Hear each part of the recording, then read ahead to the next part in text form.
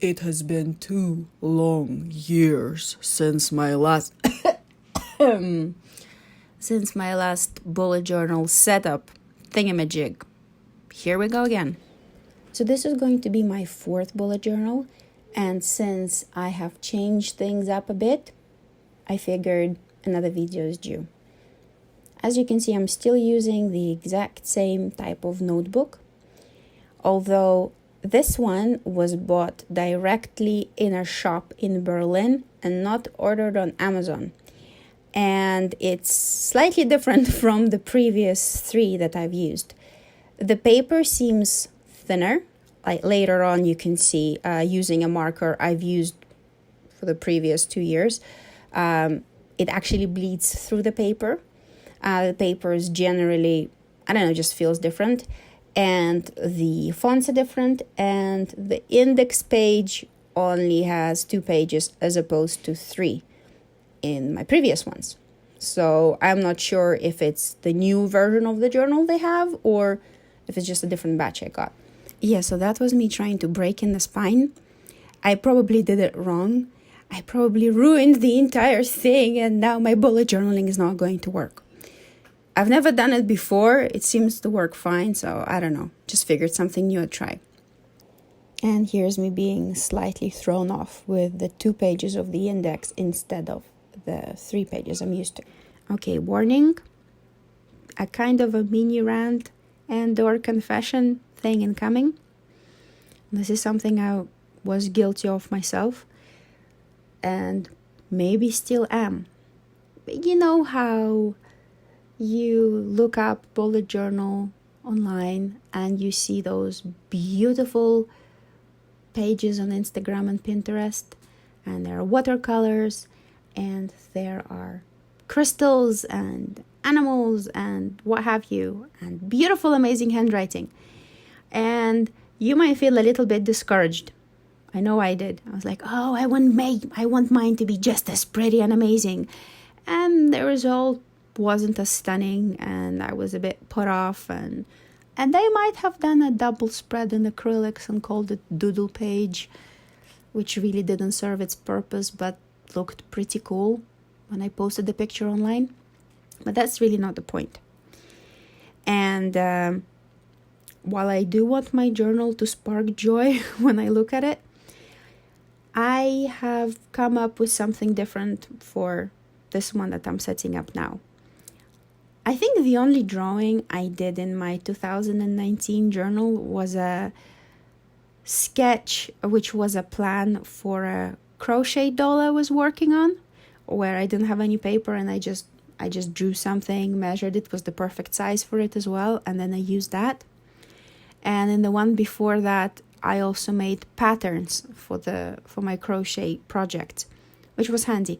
But I don't think I've actually been drawing and spending a lot of time on my cover pages and my weekly spreads.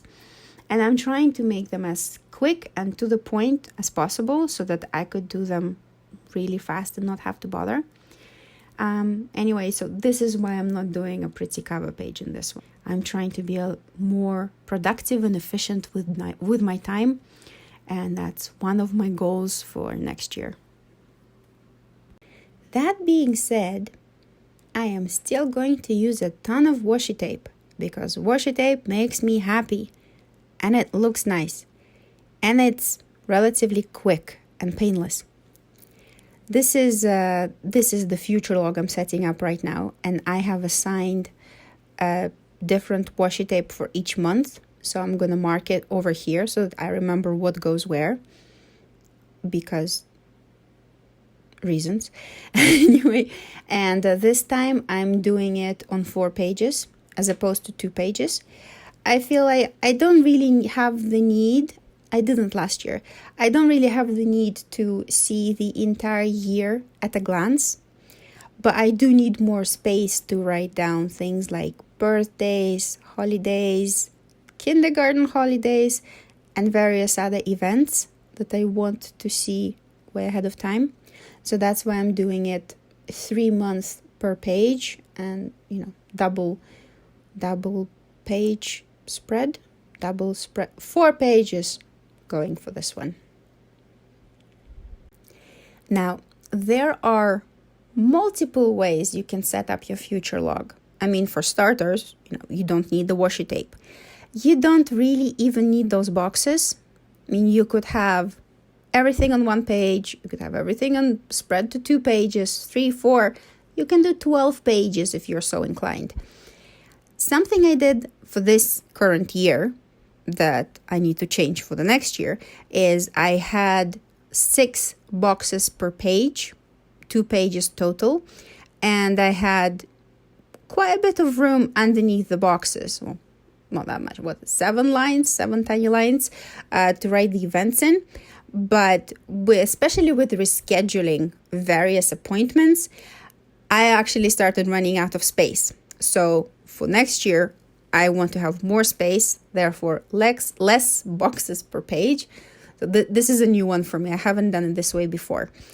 Let's see how that works. I'm kind of curious.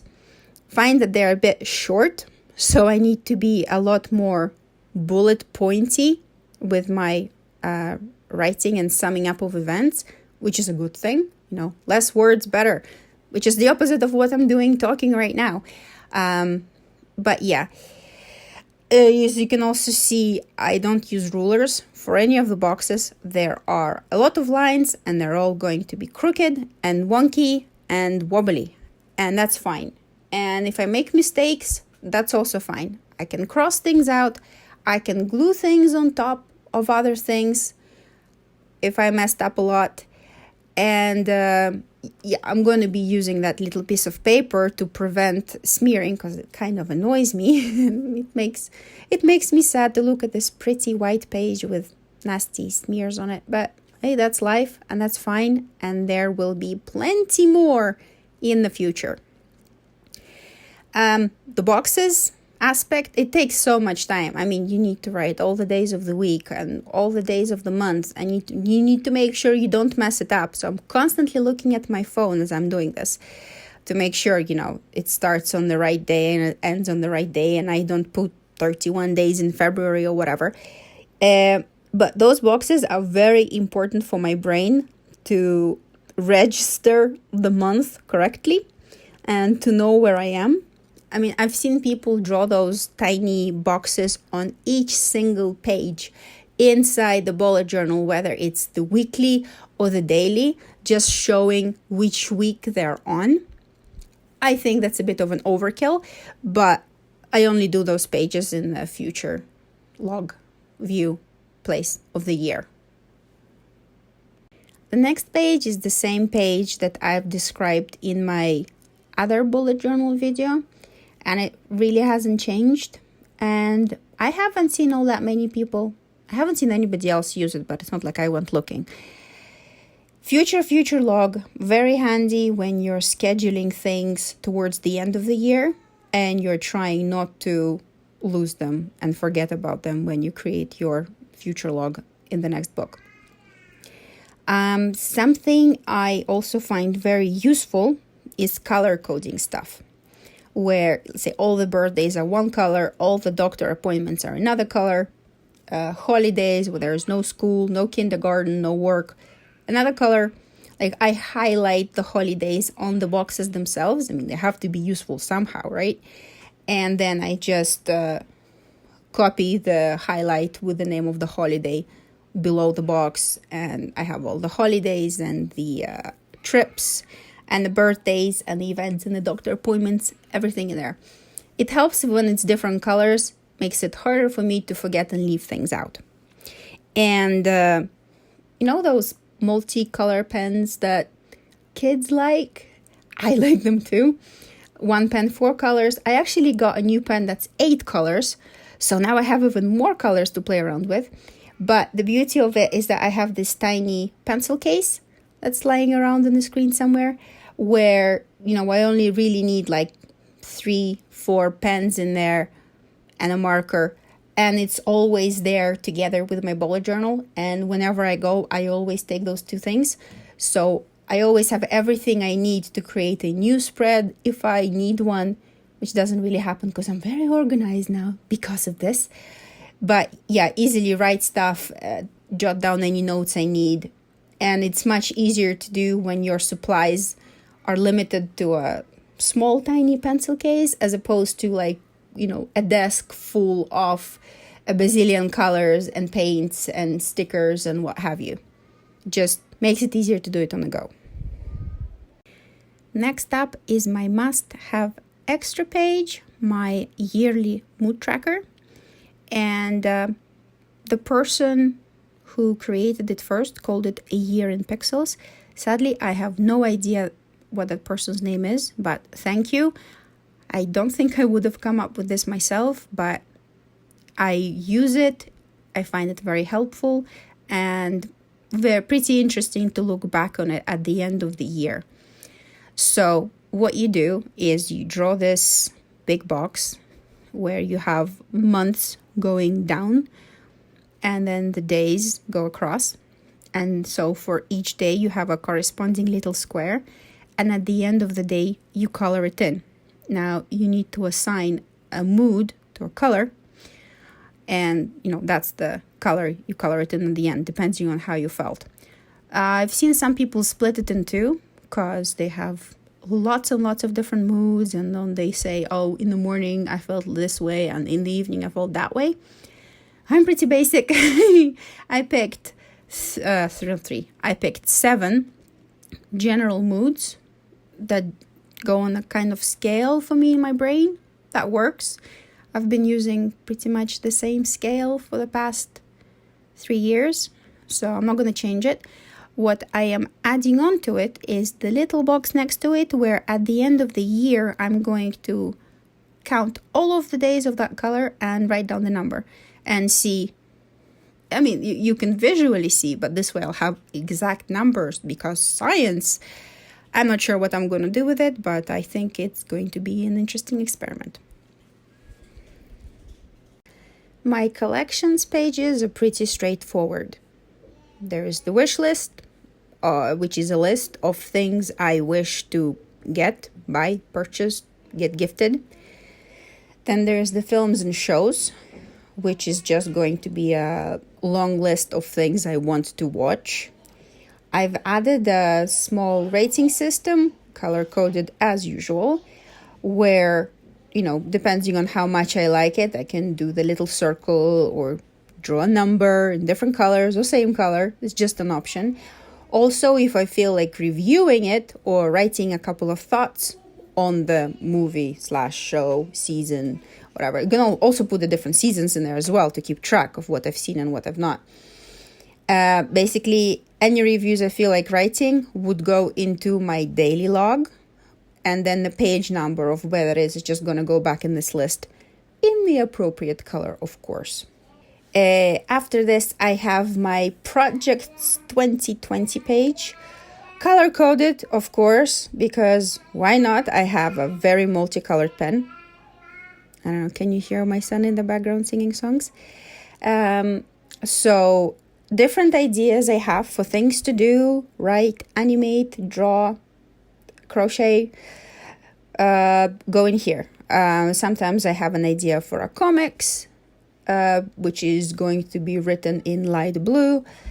Anything I want to animate is going to go in blue with a little checkbox next to it. So once I complete a project, oh, now he's trying to break down the door. Once I complete the project, I'll just color in the box and feel very good about it. Oh, he really wants in. Then there is a collection of important phone numbers. I mean, I have all of that stuff with my phone, but in case my phone gets broken, stolen, stops working, nothing's backed up, end of the world, and I, for whatever reason, need to call my hairdresser, this is where I'm going to look.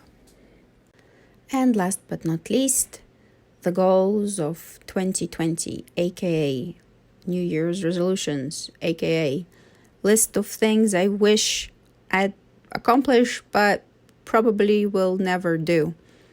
Like so far, I maybe checked off 2 out of 5, 6 boxes at most. It's a very depressing page. I try not to look at it too often. Maybe that's why I don't get things done as much as I'd like to. But, I'll keep going at it, and eventually, at some point, somewhere, I'll either have so few goals and check boxes in here that checking them off is going to be a breeze, or I'll just become a super productive and efficient self who's just gonna get everything finished, which is, it's a win-win either way. And this here is my genius solution. Remember when I was complaining about not wanting to spend and waste any time drawing things in the journal and instead drawing them in my sketchbook where the paper is better? Well, I drew all of those digitally, and then I just printed it out and cut it out, and boom, drawing that I did myself in a journal that I didn't spend hours sketching and drawing in a journal. I spent hours sketching and drawing and painting and coloring it digitally because I was going to do that anyway, because that's what I do. So 2 cats with 1 snowflake or whatever, just, slap the name of the month in there or not, and good to go. Alternatively, this is what I see a lot of other people do anyway. You just find a picture you like that has something to do with the incoming month or just the mood you're in, or like a wish kind of thing you want for the month. You just slap it in there, add some washi tape. Masterpiece. Beautiful. Done. Moving on. Pandering to my ever-growing collection of washi tape. Remember how I assigned a different tape to each month? This is how I'm going to mark it. Just at the edge of the tape, like for next month, is going to be directly below it, like after this one. And if I can get the camera to focus correctly, you can see what a finished journal with those page markers looks like. So I can easily open it at any month, look up anything I want. If I don't want to go by the page numbers, if I know something happened in a specific time. It's not that necessary. I don't use it as often, but I'm very glad it's there when I do need it. And it looks pretty. And it gives me another reason to use washi tape, which is always a good thing as well. I have the most basic monthly log, just the name of the month and the days running down the page with the weekdays next to it. Anything important that happens in the middle of the month, I will actually copy over from my weeklies into here so that it's just easier to find. Yes, very basic, not much to say about this one. The January to-do list is right next to it. So, while flipping back and forth, I'll keep an eye on this one as well. Stuff I need to add easily gets added. There are no boxes, no restrictions. Any notes I might have, ideas, things to look up, some brain dump if necessary can also easily go in here where I will find it and I will see it, and it's not going to get lost among the numerous daily logs. And if it's something that I need more space for, I can do it in the daily logs and then just write the page down into the index, mark it down. If it's like, some recipe I found that I will sometimes write in there as well. But that's irrelevant to the to-do list. And my weekly log looks like a bunch of boxes, a bunch of smaller boxes. I've actually started to do daily log, which is going to come right after this. And I do all of my weeklies in advance. I set up the entire month. I count how many weeks there are, where they end, and do all of that in advance. And I also fill it up in advance. It makes it harder for me to forget things and leave things out and mix things up. And any tasks, any lists I need to do during the week go here on the sides. Anything day specific goes inside that day's box. If I feel like doing some habit tracking, it will go down on the right page where the 8th box would be, if I had one. Also pretty basic, just basic boxes. I still try to make it look nice, as you can see, with the unnecessary detail and unnecessary boxing of stuff and whatnot, and fancy silver pen, but it's very quick and takes me very little time. Again, no rulers anywhere, very, very wobbly pages. And after I'm done with all my weekly boxes set up, I just start the month's daily log and just mark the beginning. and then I will log from there. I never know how many pages it's going to take. Sometimes I skip days, sometimes a day takes multiple pages depending on what I'm doing, but all I really need to do is mark it. I also sometimes write the days, like log during the day in the color that corresponds to the mood I'm feeling, which makes marking the mood tracker much easier. I just see what the dominant color is, and everything is nice and colorful and easier to divide up into chunks. Plus, I like bright, colorful colors. Colorful colors. What am I thinking? Anyway, need to mark the edges of the pages with a washi tape. Everything for January. And then I need to mark everything down in the index, all of the pages and stuff, and when January starts and where the future log is and where the mood tracker is. Those are very easy to find. It's right there in the beginning, but I need to fill the index with something.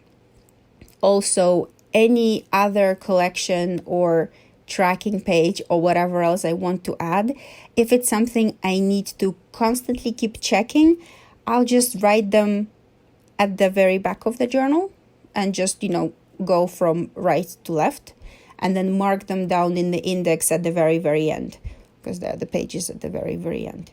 Like what I'm thinking now that I haven't done, that I will probably want to add after I finish the video, is the vocabulary tracker of my toddler who is starting to talk, and I want to keep track of the words and sounds he makes and what they mean. I will also probably add a cleaning schedule, which I will most likely not follow, but it's going to be there at the end of my journal. And will probably copy the schedules for my gym and pool, because they have different time slots for different things, and their site is very uncomfortable, and it's going to be easier for me to just, flip to the end of the book and see when I can go and what activities are available, stuff like that. Anything else I can think of, I can add in there. Stuff that doesn't fit in there can go in the middle of my daily log, and I'll just mark it down in the index. And that's it. That's my setup for 2020. Thank you for watching.